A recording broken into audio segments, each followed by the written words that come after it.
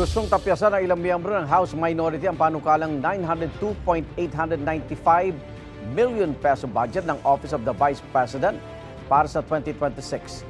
Balak nilang itira na lang ang pondo para sa sahod at benepisyo ng mga tauhan ng OBP at ang para sa MOOE o Maintenance and Other Operating Expenses.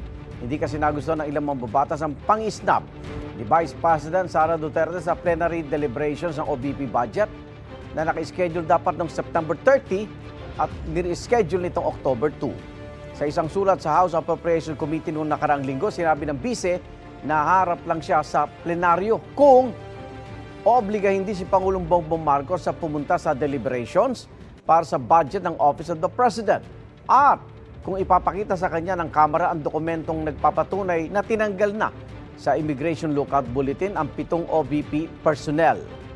Susubukan pang kunin ng pahayag ng bise kaugnay ng plano ng mga mambabatas.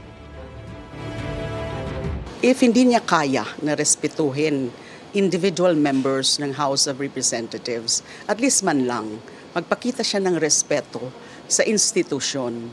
Nasasanay na nag-i-impose siya ng kanyang kagustuhan. Yun po ang hindi ko nagustuhan. Essentially, yun ang mensahe niya sa Kongreso.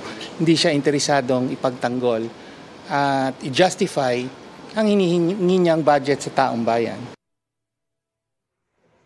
Igan, mauna ka sa mga balita, mag-subscribe na sa GMA Integrated News sa YouTube para sa iba't ibang ulat sa ating bansa.